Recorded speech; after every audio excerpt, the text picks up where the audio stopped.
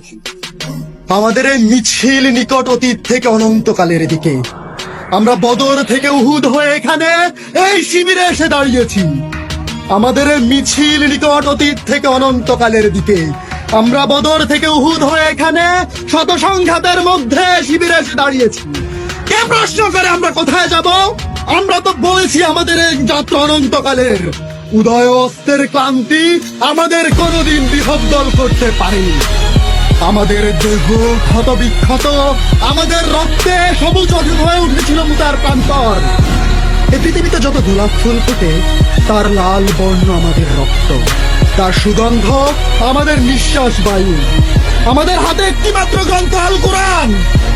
এই পবিত্র গ্রন্থ কোনো দিন কোন অবস্থায় কোন তাওহীদবাদীকে থামতে দেয়নি।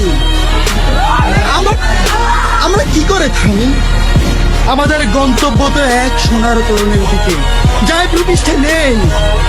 আমরা আমাদের শহীদের চেহারার ভিন্নতাকে গ্রাহ্যের মধ্যে আনি না, কারণ আমাদের আত্মার গুঞ্জন হু হু করে বলে ওঠে, আমরা এক আত্মা, এক প্রাণ।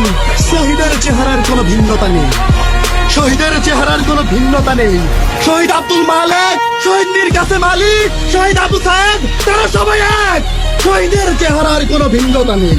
আমরা তো মায়ের উদর থেকে পৃথিবীতে পা রেখেছি শহীদ হওয়ার জন্য। আমরা আজন্ম এই মিছিলেই আছি, এর আদি বা অন্ত নেই।